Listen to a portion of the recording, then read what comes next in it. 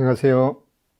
네, 오늘은 지난 시간에 이어서 다니엘서 3장을 통해서 다니엘 세 친구의 이 놀라운 신앙 고백을 살펴보겠습니다.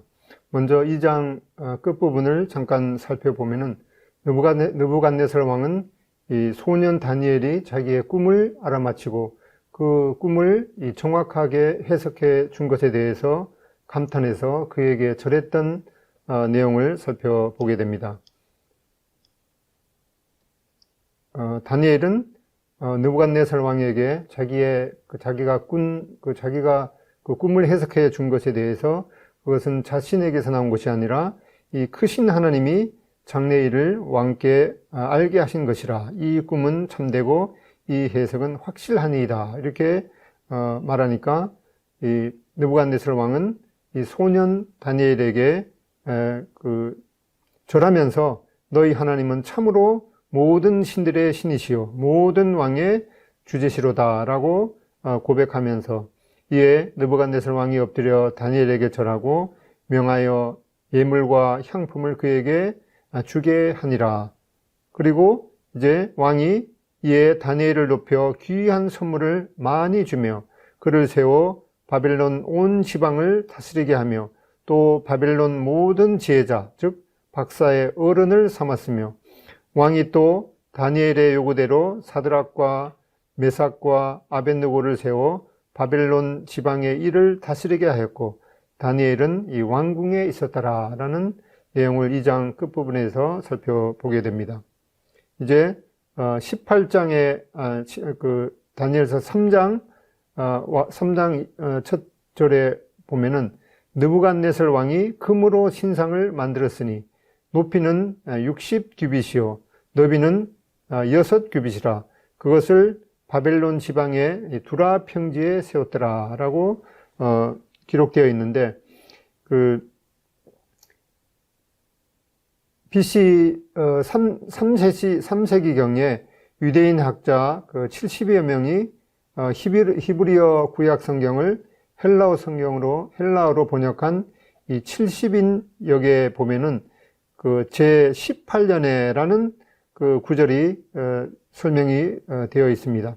즉, 앞에 2장 마지막 부분에서 느부갓네살 왕이 이제 다니엘이 꿈을 해석해 준 것에 대해서 이제 하나님께 대해서 신앙 고백도 하고 또 그렇게 겸손한 그런 모습이 있었지만은 이제 3장에 들어오게 되는 내용은 18년 후에 일어난 일이라고 우리가 알게 됩니다. 그리고 이 느부갓네살 왕이 이제 금으로 신상을 만들었는데 높이가 60규빗 즉 30m 또 너비가 6규빗 그러니까 3m 정도 됩니다. 보통 사람의 신장과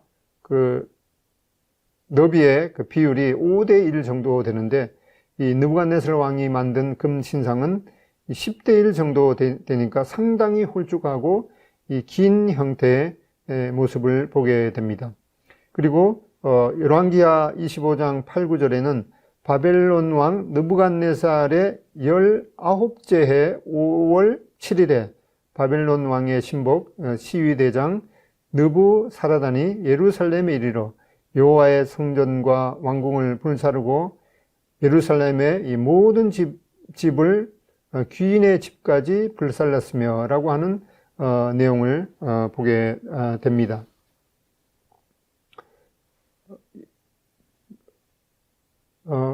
이 느부갓네살 왕이 이제 소년 다니엘이 이 꿈을 해석해 준 것에 대해서 하나님 앞에 찬양을 하며 또 놀라운 신앙을 고백을 하면서 이 겸손한 모습을 표했지만은 이제 거의 20년이 지나면서 이 느부갓네살 왕의 바벨론 제국은 이 막강한 그런 제국으로 이제 성장하게 되었습니다.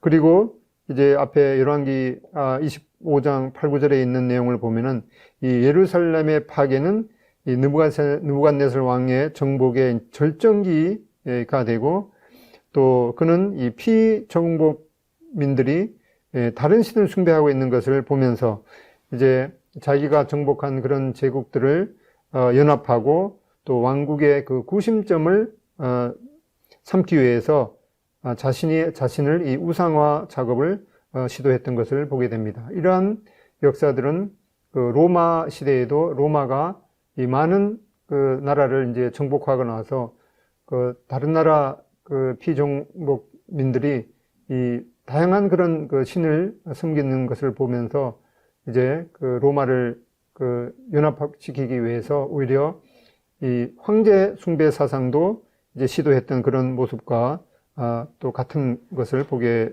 됩니다. 다니엘서 3장 2절 5절을 보면은 느부갓네살 왕이 사람을 보내어 총독과 수령과 행정관과 모사와 재무관과 재판관과 법률사와 각 지방 모든 관원을 느부갓네살 왕이 세운 신상의 낙성식에 참여하게 하며 세운 신상 앞에 서니라. 선포하는 자가 크게 외쳐 이르되 백성들과 나라들과 각 언어로 말하는 자들아, 왕이 너희 무리에게 명하시나니 너희는 나팔과 피리와 수금과 삼현금과 양금과 생황과 및 모든 악기 소리를 들을 때에 엎드려 느부갓네살 왕이 세운 금 신상에게 절하라 라는 말씀을 보게 되는데, 이렇게 느부갓네살 왕은 이제 많은 이 국가들을 이제 정복하고 또 그 각 지방을 다스리는 이제 여기 언급되는 그런 그 관원들의 종류를 보면은 이 8가지의 그런 그 행정직의 이름을 보게 되는데, 이렇게 이 수많은 사람을 그 두라 평지라고 하는 그 넓은 그 평지에 모이도록 했던 것을 보게 됩니다. 어떤 학자들은 이때에 모인 사람의 수가 한 약 20-30만 명에 이르렀다고 하는 그 보고를 듣게 됩니다. 이 그 두라 평지는 여기 성경에 이른 대로 이 바벨론 그 지방의 그 주변 그 이름인데, 그 자료에 보면은 지금도 당시의 유적들이 남아 있는 것을 보게 됩니다.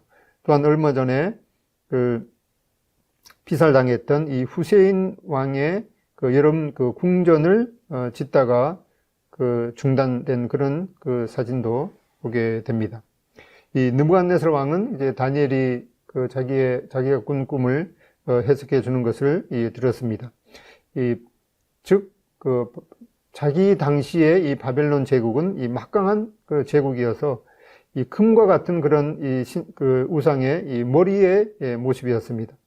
이런 걸 통해서 이 느부갓네살 왕은 이 다니엘이 그 꿈을 해석해 주었던 대로 이 자신의 그 금 제국은 이제 그 한계가 있고 이 다른 제국이 들어설 것을 그가 들었기 때문에 그런 꿈을 듣고 나서 약 20년이 이르는 동안에 그는 이 막강한 그런 제국을 이루었습니다. 그때 이 느부갓네살 왕은 마음이 교만해져서 자신의 그 금제국이 이제 영원 무궁하기를 기원하면서 자기가 원래 그 꿈을 꾸었던 그 신상의 모습은 머리만 이제 그 금이고 또 팔과 이 가슴 부분은 이제 은으로 되어 있어서 이제 다른 제국이 이제 후에 일어나게 되는 그런 내용을 들었는데, 이 느부갓네살 왕은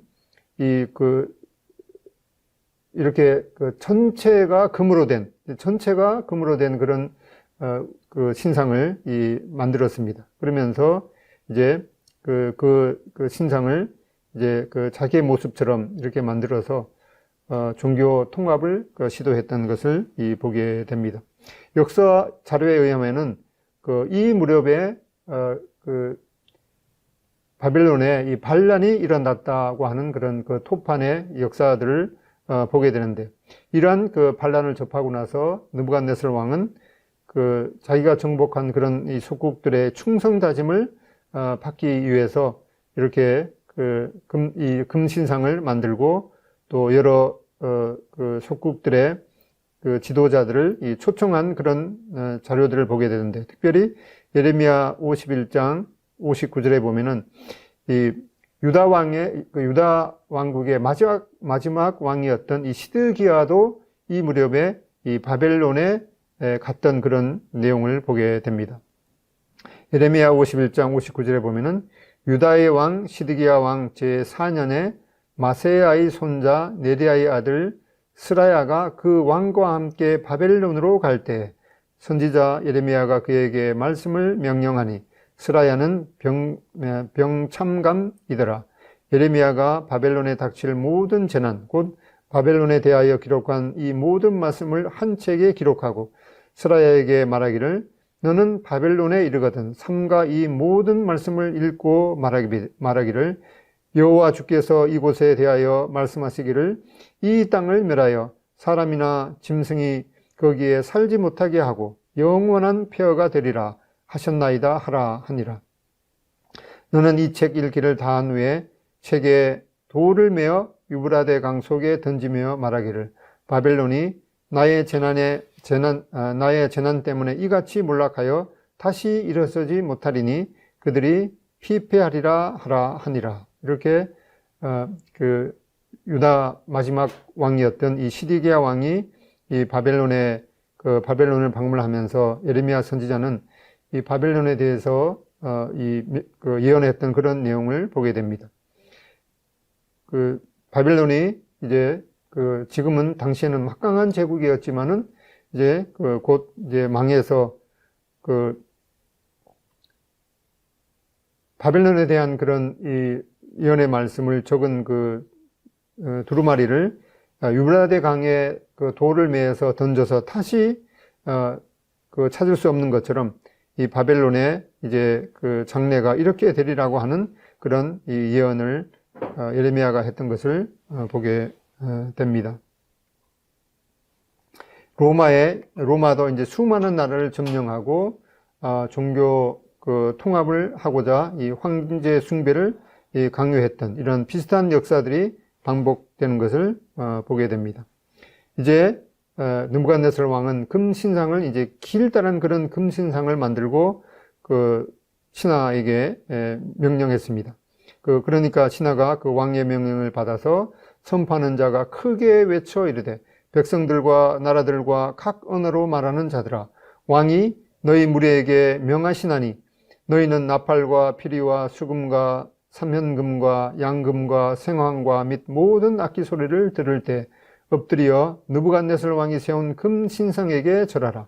누구든지 엎드려 전하지 아니하는 자는 즉시 맹렬히 타는 풀무불에 던져 넣으리라 하였더라.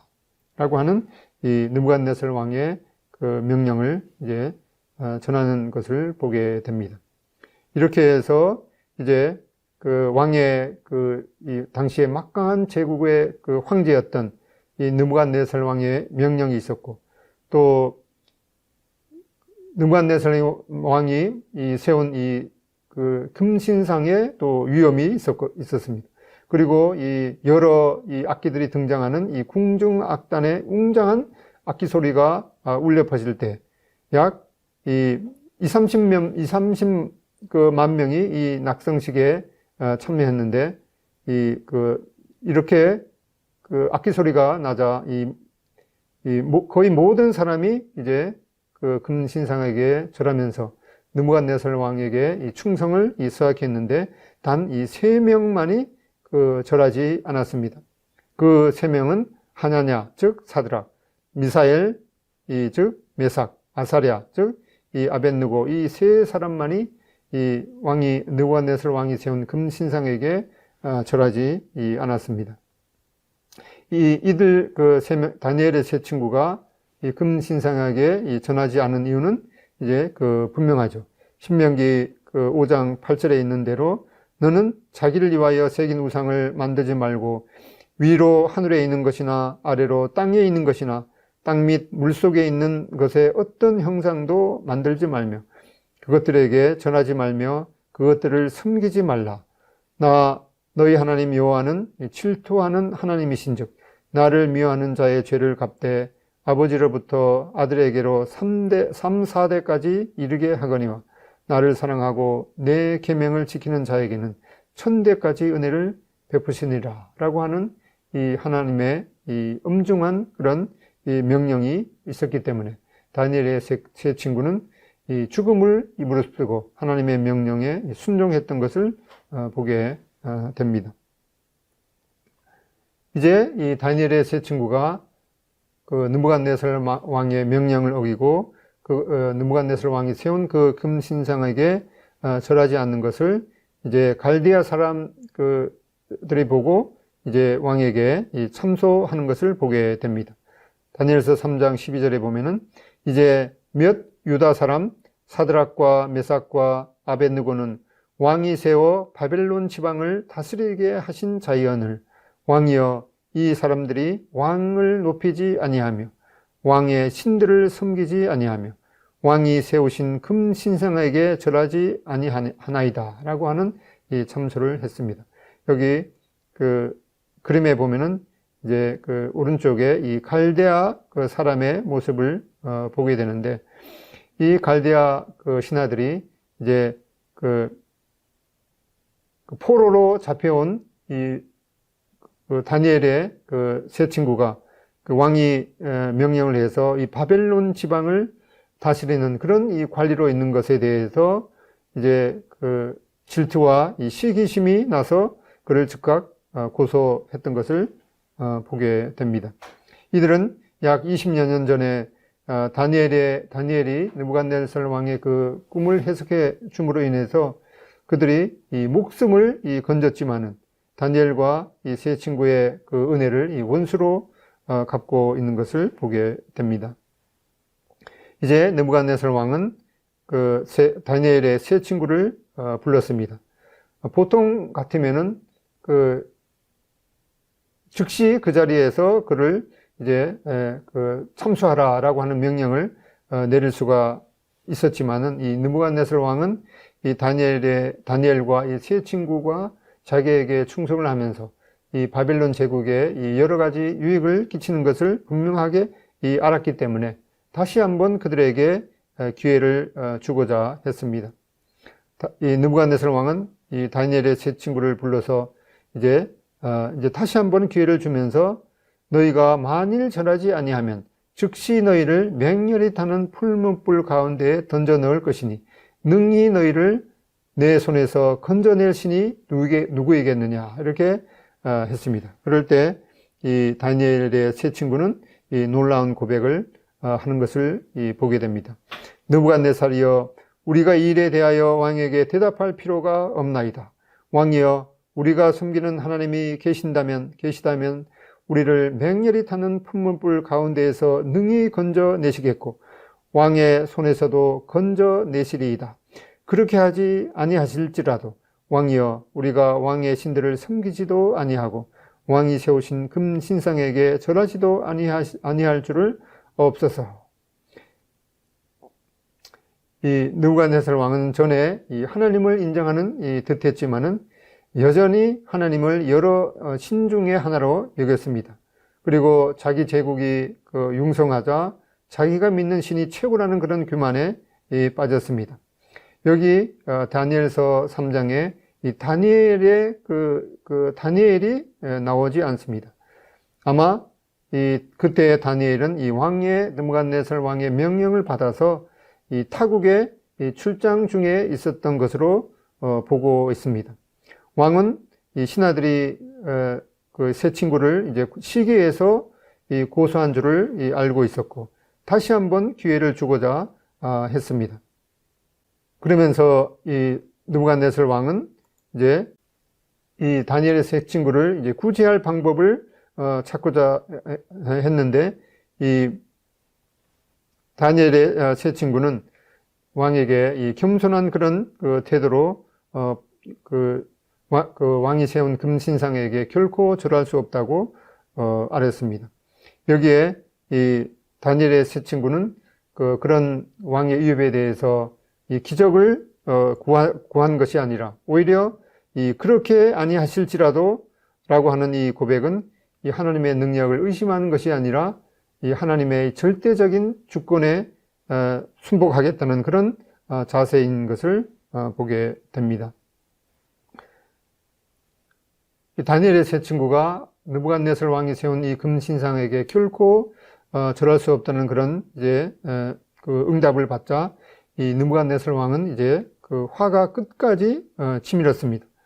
3장 그 19절에 보면은 느부갓네살이 분이 가득하여 사드락과 메삭과 아벳네고를 향하여 얼굴빛을 바꾸고 명령하여 이르되 그 풀무불을 뜨겁게 하기를 평소보다 7배나 뜨겁게 하라 하고 군대 중 용사 몇 사람에게 명령하여 사드락과 메삭과 아벳네고를 결박하여 극렬히 타는 풀무불 가운데 던지라 하니라.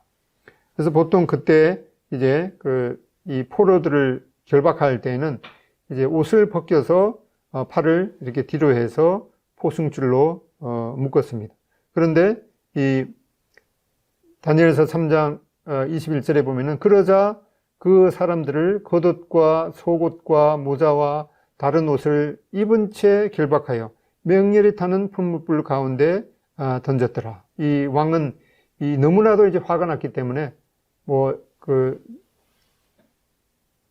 죄수들을 이제 포박하는 그런 절차도 생략하고 모자와 겉옷과 다른 그런 제복을 입은 채로 결박하도록 했습니다.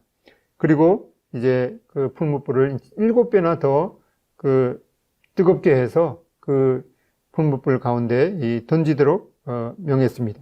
3장 22절, 23절에 보면은 왕의 명령이 엄하고 풀무불이 심히 뜨거움으로 불꽃이 사드락과 메삭과 아벳느고를 붙든 사람을 태워 죽였고 이 세 사람 사드락과 메삭과 아벳느고는 결박된 채 맹렬히 타는 풀무불 가운데 떨어졌더라. 오히려 이 다니엘 세 친구를 결박해서 풀무불에 던지고자 했던 이 바벨론의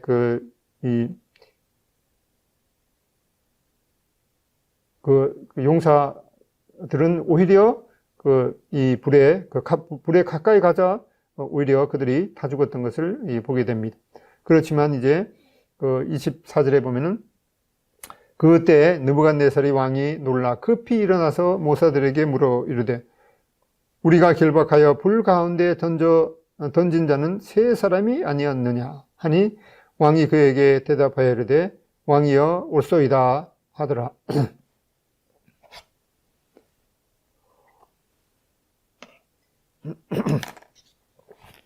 25절에 보면은 왕이 또 말하여 이르되 내가 보니 결박되지 아니한 네 사람이 불 가운데로 다니는데 상하지도 아니하였고 그 넷째의 모양은 신들의 아들과 같도다. 이렇게 느부갓네살 왕이 말했습니다. 여기에 느부갓네살 왕이 분명히 이 극렬히 타는 풀무불 가운데 이 다니엘의 세 친구만 던졌는데 이 넷째 사람이 있는 것을 보고 그 넷째 모양은 신들의 아들과 같아 이렇게 고백을 했지만은 오히려 이 넷째 사람은 아닌 게 아니라 이 하나님의 아들이신 것을 보게 됩니다. 이분은 동정녀 마리아에게서 나시기 580년 전에 이 다니엘과 세 친구에게 함께 하신 이 그리스도의 모습을 보게 됩니다. 26절에 보면은 느부갓네살 왕이 맹렬히 탔는 풀무불 악이 가까이 가서 불러 이르되 지극히 높으신 하나님의 종 사드락과 메삭과 아벳느고야 나와서 이리로 오라 하매 사드락과 메삭과 아벳느고가 불 가운데서 나온지라. 이 느부갓네살 왕은 자기의 명령을 거역한 이 다니엘의 세 친구를 이 극렬히 타는 풀무불 가운데 던지면서 그 행사에 참석했던 이제 모든 사람이 왕의 명령을 어겼을 때 어떠한 대가를 치르는가에 대해서 똑똑히 보도록 했지만은 이러한 풀무불 가운데에서 이 머리털 하나도 상하지 않은 이러한 모습을 보면서 이 느부갓네살 왕도 또 이제 놀라서 이 다니엘의 세 친구에 대해서 지극히 높이신 하나님의 종이라고 부르는 것을 보게 됩니다. 27절에 보면은 총독과 지사와 행정관과 왕의 모사들이 모여 이 사람들을 본즉 불이 능히 그들의 몸을 해하지 못하였고 머리털도 걸리지 아니하였고 겉옷빛도 변하지 아니하였고 불탄 냄새도 없었더라. 즉, 이 다니엘의 세 친구들은 그들의 이 머리털 하나도 걸리지 않고 심지어 그들이 입었던 겉옷과 속옷과 모자와 다른 그런 제복들도 전혀 불타지 않았습니다. 단지 오직 그들을 포박했던 이 바벨론의 포승줄만 이 불타서 그 극렬히 타는 풀무불 가운데에서 이 자유롭게 걷고 있었던 모습을 보게 됩니다. 얼마나 하나님의 그 능력이 높으신가를 이런 장면에서 보게 됩니다. 이제 느부갓네살 왕은 이제 조서를 내렸습니다. 28절에 느부갓네살이 말하여 이르되 사드락과 메삭과 아벳느고의 하나님을 찬송할지로다. 그가 그의 천사를 보내사 자기를 의뢰하고, 즉 자기 하나님을 의뢰하고 그들의 몸을 바쳐 왕의 명령을 거역하고 그 하나님 밖에는 다른 신을 섬기지 아니하며 그에게 절하지 아니한 종들을 구원하셨도다. 이 얼마나 놀라운 이 하나님에 대한 이 신앙 고백인가를 보게 됩니다. 이 느부갓네살 왕이 이때는 참 그 영적인 눈이 떠져서 이러한 그 장면 가운데에서 이 천사들을 하나님이 보내셨고 이 하나님만 의뢰하는 다니엘의 세 친구를 하나님이 구원하셨다라고 하는 이 놀라운 신앙 고백을 보게 됩니다. 여기 그림의 그 오른쪽에 있는 것은 이 느부갓네살 왕의 이름이 새겨진 이 돌 그 스탬프인 것을 보게 됩니다. 처음에 이 느부갓네살 왕은 다니엘의 그 세 친구를 불러서 그 자기가 세운 금신상에게 이 절하도록 하면서 만약 절하지 아니하면은 너희를 풀무불 가운데 던져 넣을 것이다. 그러면서 능히 너희를 내 손에서 건져낼 신이 누구에게있느냐 이렇게 다니엘의 세 친구에게 물었지만은 지금은 그가 그 자기가 질문한 그 대답에 대해서 대답하는 것을 보게 됩니다. 그가 즉 하나님이 구원하셨도다라고 하는 그런 고백을 보게 됩니다. 이 돌판에 보면은 이 그 히브리 그 글자로 이 하나님 이 온 땅의 창조자라고 하는 그런 그 글씨를 보게 됩니다. 3장 29절에 보면은 그러므로 내가 이제 조서를 내리노니 각 백성과 각 나라와 각 언어를 말하는 자가 모두 사드락과 메삭과 아벳느고의 하나님께 경솔히 말하거든 그 몸을 쪼개고 그 집을 걸음터로 삼을지니 이는 이같이 사람을 구원할 다른 신이 없음이니라 하더라.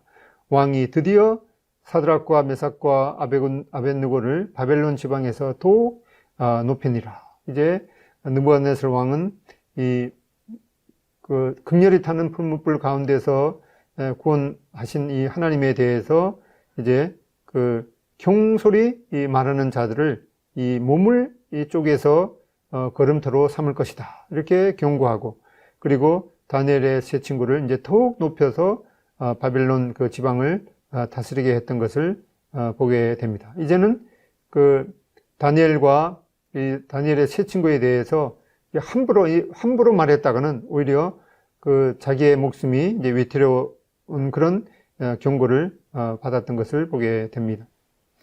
이 다니엘과 다니엘의 세 친구가 의뢰했던 그 말씀과 또 그가 하나님의 주권에 전적으로 신뢰했던 하나님의 주권에 대해서 전적으로 신뢰했던 그런 것을 보게 되는데 다니엘과 세 친구는 이 다니엘에 앞서서 130년 전에 그 이사야 선지자를 통해서 기록된 말씀을 기억하고 또 의뢰했을 것을 우리가 분명히 보게 됩니다. 이사야서 43장 1절로 3절에 보면은 야곱아 너를 창조하신 여호와께서 지금 말씀하시느니라. 이스라엘아 너를 지으신 이가 말씀하시느니라. 너는 두려워하지 말라. 내가 너를 구속하였고 내가 너를 지명하여 불렀나니 너는 내 것이라. 내가 물 가운데로 지날 때에 내가 너와 함께 할 것이라. 강을 건널 때에 물이 너를 침몰하지 못할 것이며 너가 불 가운데로 지날 때에 타지도 아니할 것이요 불꽃이 너를 사르지도 못하리니 대저 나는 여호와 너의 하나님이요 이스라엘의 거룩한 이요 너의 구원자임이라. 내가 애굽을 너의 속량물로 구스와 스바를 너를 대신하여 주었노라. 이 다니엘의 세 친구는 이 기적을 요구한 것도 아니고 어떤 것을 기대하지도 않았습니다. 오히려 그 옛날 이 욥이 고백했던 것처럼 그가 나를 죽이실지라도 나는 그를 의지하리라 라고 하는 이 욥기 13장 15절에 이 욥의 그 하나님께 대한 이 전적인 그 신뢰와 또 하나님의 주권에 대해서 인정하는 그런 말씀들을 의뢰했던 것을 우리가 생각해 볼 수가 있습니다. 이러한 이 다니엘의 신앙의 모본을 따른 이 많은 믿음의 이 선진들이 있습니다. 그 예수님의 12제자 가운데 이 사도 요한의 이 제자였던 이 폴리캅은 이 로마 그 압제하에서 이 로마 황제에게 이제 절하면서 로마 황제는 나의 주님이십니다 라고 하는 그런 그 고백을 이 강요받았을 때 이 폴리캅 교부는 이 오직 이 하나님만이 주님이시기 때문에 결코 그러한 그 목숨이 이태롭더라도 그러한 그 고백을 할 수가 없었습니다. 그럴 때 이 로마 그 제국의 군인들은 그 로마 황제에게 그런 그 고백을 하지 않으면은 이 그 화형을 당할 것이라 이런 그 위협을 받았을 때 그의 대답이 참 놀랍습니다. 그의 대답을 보면은 86년 동안을 나는 그리스도를 섬겨왔는데 그동안 주님은 단 한 번도 나를 섭섭하게 하지 않았소. 그런데 내 어찌 나를 구속해 주신 내 왕을 욕하겠소. 당신이 잠시 타다가 곧 꺼져버리는 불로 나를 위협하지만 이는 당신이 다가올 심판의 날과 영원한 형벌이 악인들을 기다리고 있는 불을 알지 못하기 때문이요 라고 하면서 자기는 이 화형을 당하더라도 이 로마 황제가 나의 주님이시다 라고 하는 그런 고백을 결코 할 수 없었던 것을 보게 됩니다. 이제 이 폴리캅 교부는 그 화형을 당하게 되었습니다. 그런데 이 폴리캅 교부는 이 화형을 당하기 전에 뭐라고 했는가 하니까 나는 이 화형을 당하더라도 보통 그때는 이제 그 죄수들을 화형에 처하게 되면은 너무나 이렇게 고통스럽기 때문에 그 뭐 뛰쳐나가는 그런 이제 그 상황이 발생하기 때문에 그 기둥에다가 이제 묶어서 꼼짝 못하게 그렇게 했습니다. 그런데 이 폴리캅 교부는 그 화형을 시키는 군사들에게 나는 째째하게 그렇게 화형을 당하면서 그 몸부림치고 그렇게 하지 않겠다. 나를 기둥에다가도 묵지도 말라. 너는 그냥 순순히 이 화형을 영광스럽게 감당할 것이다. 이렇게 했습니다. 그랬는데 이제 이 폴리캅 교부의 그 요구대로 그냥 이 장작에 올려놓고 이제 화형을 했는데 이 전승에 의하면은 이 화형을 이제 할 때 이 나무가 탈 때 이 불길이 이 그림에 있는 것처럼 배에 이 돛처럼 타오르면서 폴리캅 교부를 보호하면서 이 장작이 다 제가 될 때까지 이 폴리캅 교부는 그대로 살아 있었는데 나중에 이 창에 다시 찔려서 순교를 당했다고 전해지고 있습니다.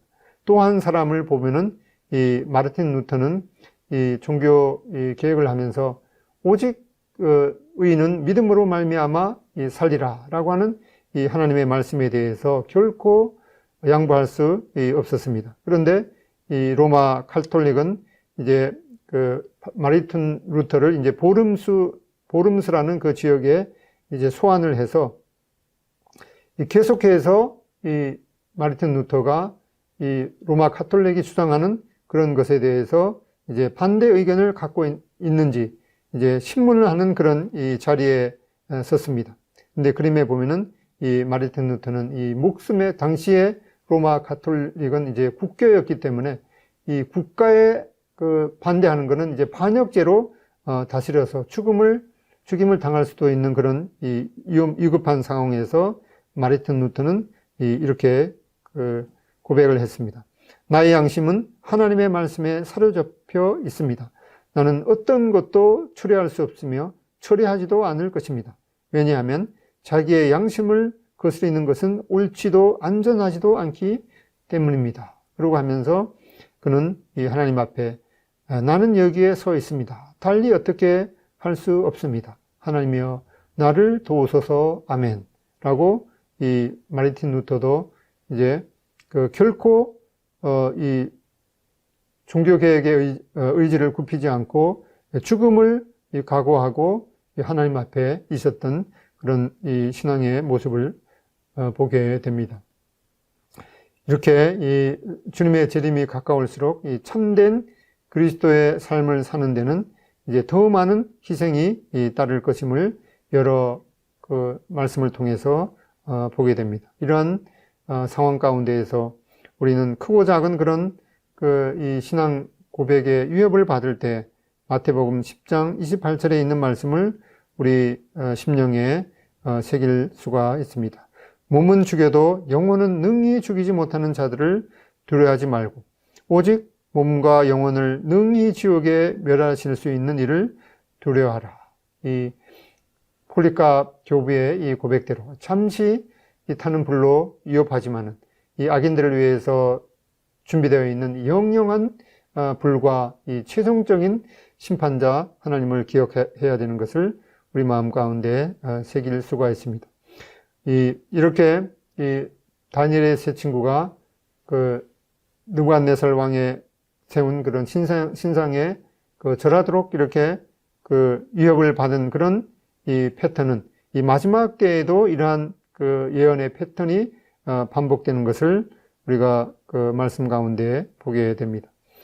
요한계시록 13장 13절에 보면은 큰 이적을 행하되 심지어 사람들 앞에서 불이 하늘로부터 땅에 내려오게 하고 짐승 앞에서 받은 바 이적을 행함으로 땅에 거하는 자들을 미혹하며 땅에 거하는 자들에게 이르기를 칼에 상하였다가 살아난 짐승을 위하여 우상을 만들라 하더라.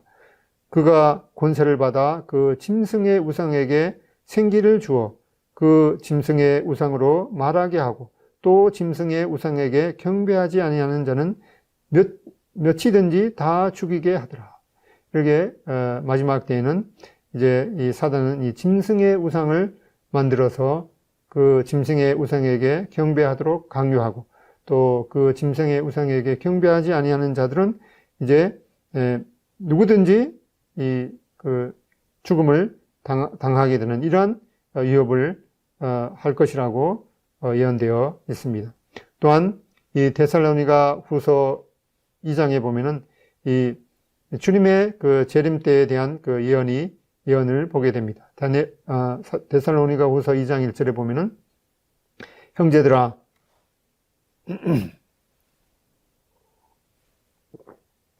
데살로니가 후서 2장 1절 형제들아 우리가 너희에게 구하는 것은 우리 주 예수 그리스도의 강림하심과 우리가 그 앞에 모임에 관하여 이것은 우리가 그 앞에 그리스도인이 그 주님 앞에 모이게 된다는 것은 바로 휴거 사건을 말하고 있습니다. 2절 영으로나 또는 말로나 또는 우리에게서 받았다 하는 편지로나 주의 날이 이르렀다고 해서 쉽게 마음이 흔들리거나 두려워하거나 하지 말아야 한다는 것이라.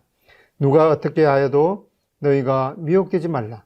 먼저 배교하는 일이 있고 저 불법의 사람 곧 멸망의 아들이 나타나기 전에는 그날이 이르지 아니하리니 그는 대적하는 자라 신이라고 불리는 모든 것과 숭배함을 받는 것에 대항하여 그 위에 자기를 높이고 하나님의 성전에 앉아 자기를 하나님이라고 세우느니라.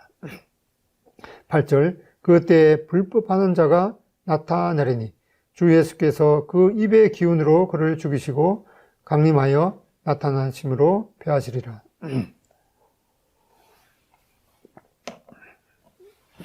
이렇게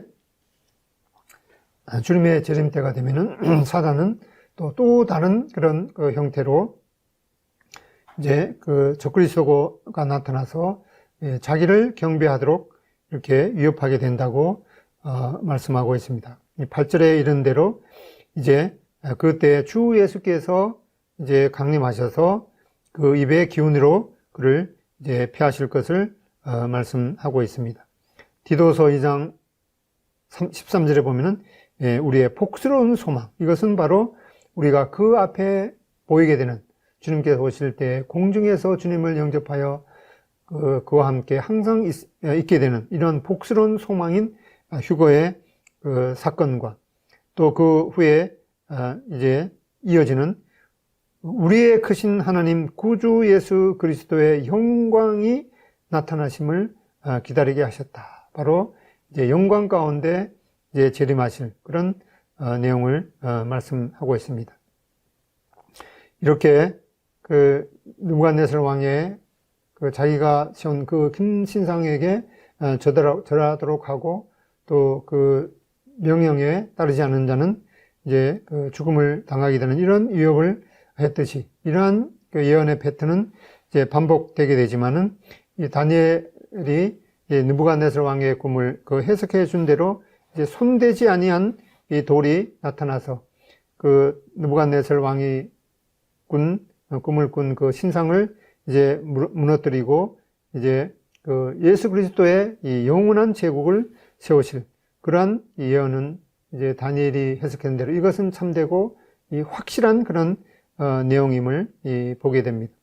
우리가 이러한 그 내용을 보면서 그 다니엘의 그 세 친구처럼 이 어떠한 위협이 있더라도 하나님 앞에서 평가하고 죽음을 두려워하지 또 말아야 되고 오직 사람이 아니라 이 하나님의 그 칭찬을 기대하는 그런 삶을 살아야 했다는 그런 교훈을 받게 됩니다. 네, 감사합니다.